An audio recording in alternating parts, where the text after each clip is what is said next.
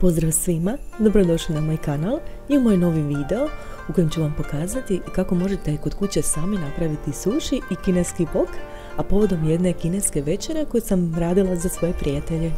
Ako vam se video svidi, ne zaboravite kliknuti palac gore, možete ga i podijeliti s prijateljima na društvenim mrežama, javite mi se svakako u komentarima, a ako ste novi na kanalu i želite gledati još mojih videa, pretplatite se na moj kanal, besplatno je, a kliknete li zvonce, možete dobiti obavijest o svakom novom videu kojeg objavim i sad možemo krenuti. Započet ću s vokom, gdje su osnovni sastojci koji će vam trebati: kupus. Ja sam ovdje koristila mladi jer sam ovo snimala kad ga je bilo, ali može biti bilo kakav. Luk ili poreluk, mrkva i meni osobno paprika, ali ako baš nemate može i bez nje. I meso po ukusu. Prvo ću staviti wok da mi se zagrijava jer je ovdje bitno da je posuda jako zagrijana kako bi se povrće moglo što brže obraditi i ostati što cjelovitije moguće.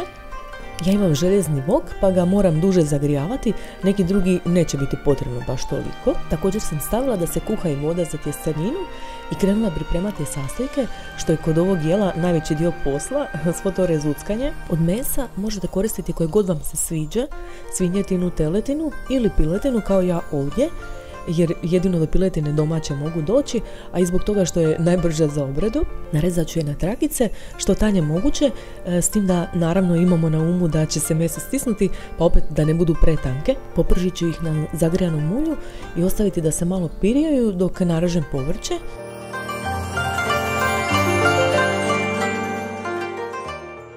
I u vodu za tjesteninu dodati sol. Kako je bit ovog jela? Da sve bude narezano na što tanje trakice da bi se što brže obradilo. Za mrkvu koristim ovu alatku koja iz nje napravi trakice jednim potezom. Bitno je samo da mrkva bude što veća jer ju je tako lakše držati.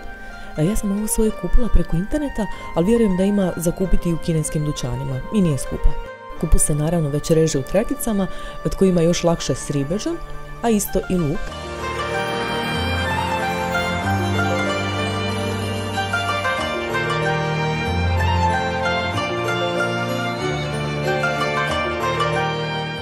Meso mi se u međuvremenu dovoljno popržilo, pa ću mu dodati povrće s kojim će se taman još malo opustiti.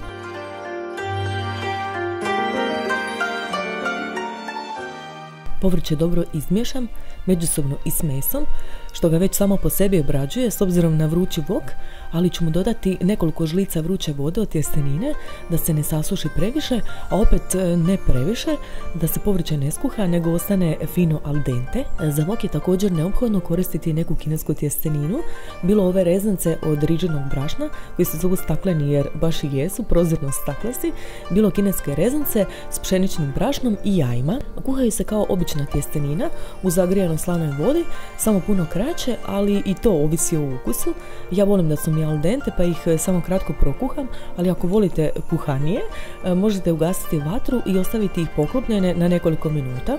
Povrće se u međuvremenu taman naparilo, pa ga već mogu začiniti, naravno kineskim začinima, od kojih ja stavljam svega nekoliko, i to samo sojin umak, džumbir i kajenski papar, koji je u principu ljuta mljevena paprika.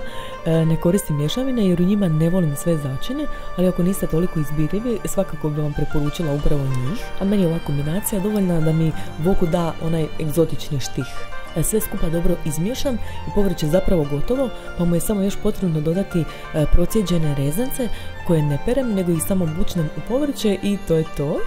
A ako zanemarimo rezuckanje, ovo je zaista brzo i relativno zdravo jelo jer ima dosta povrća koje se minimalno termički obrađuje, a zapravo poprilično malo tjestenine jer svako od pakiranja ovih riženih rezanaca sadrži po 100 grama i zato ga ja često pripremam preko tjedna, ali vam može biti i super ideja za tematsku večeru s prijateljima kao što je to bila nama jedne tople rujanske večeri.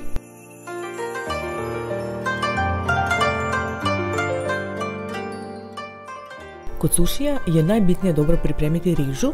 Ja ću vam ispod videa napisati omjere koji su stvarno savršeno izbalansirani. Biće nam potrebna riža za suši jer baš ona ima teksturu i ljepljivost kakva nam je potrebna za izradu sušija. Ovisno o količini riže odmjerite točno određenu količinu vode, sve to navedeno ispod videa. Rižu prvo isperete i ostavite da se kratko natapa u vodi. Nakon toga je dobro procijedite, Uspete u lonac u kojem će se kuhati, dolijete pripremljenu vodu i lonac stavite kuhati na laganoj vatri, jer je cilj da riža upije vodu i da sav ostatak vode evaporira, pa bi inače izgorila na dnu.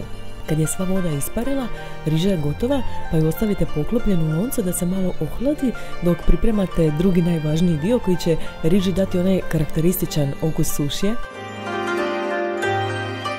Za ovo će vam biti potreban rižin ocat, šećer i sol i ovi omjeri su također navedeni u opisu videa.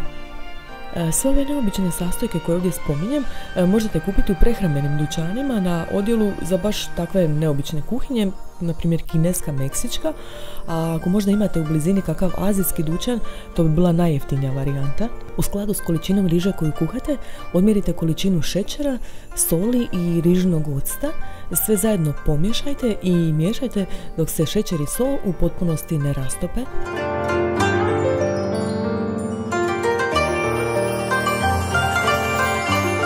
U međuvremenu se riža malo ohladila, pa ćemo smjes uliti u lonac i sve dobro promiješati.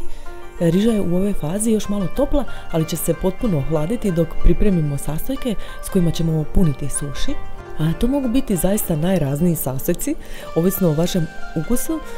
Originalno se suši radi od sirove ribe, ali zaista je ne morate koristiti ako je ne volite i umjesto nje možete koristiti na primjer surimi s okusom raka ili tunu iz konzerve. A ako ste vegetarijanci, možete ih praviti samo od povrća. Kombinacije su brojne, od kojih ću ja vama pokazati samo neke, dok su moje najomiljenije kombinacija lososa i avokada. Ja sam ovdje koristila svježi krastavac, avokado, mrkvu koju sam prethodno kratko prokuhala, sve sam to izrezala na trakice, zatim tunu iz konzerve, riblje štapiće s okusom raka, odnosno surimije, i losos. Budući da je bio u odresku, morala sam ga otkoštiti, što ne bi trebala da je bio naravno u fileu, ali ovaj je bio na akciji pa nisam mogla odoljeti. I zadnja stvar koja će nam biti potrebna za pripremu sušija su listovi alge.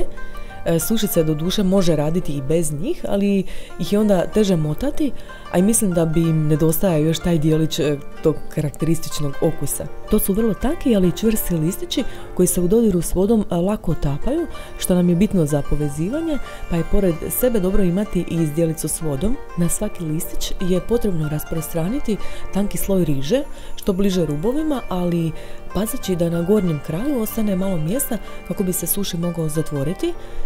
Točno na sredinu dijela s rižom je potrebno uzduž smjestiti punjenje i lagano rolati prema gornjem dijelu u kojeg je prije spajanja potrebno premazati s vodom kako bi se mogao zalijepiti za drugi kraj.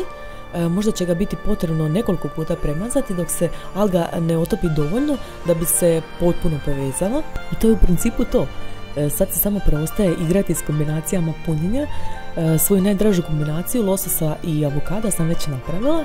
Dalje sam to isto napravila sa surimima umjesto lososa.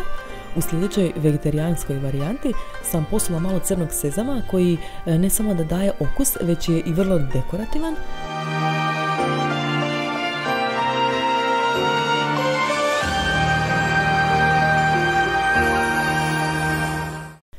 Tunu sam kombinirala s krastavcem i avokadom. Mislim da sam zapravo napravila sve moguće kombinacije.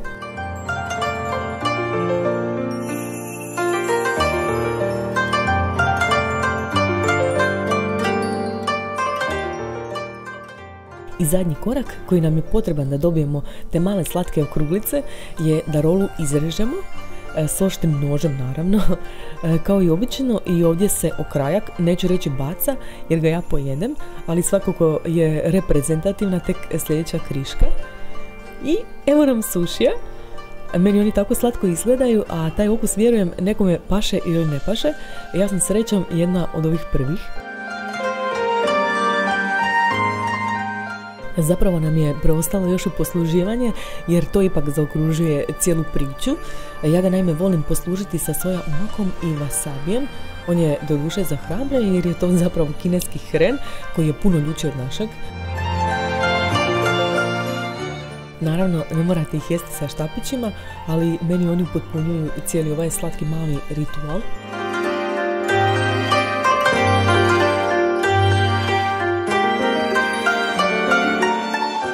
Ako već niste, nadam se da ćete si nakon ovog videa dati priliku da probate nešto malo drugačije od uobičajenog.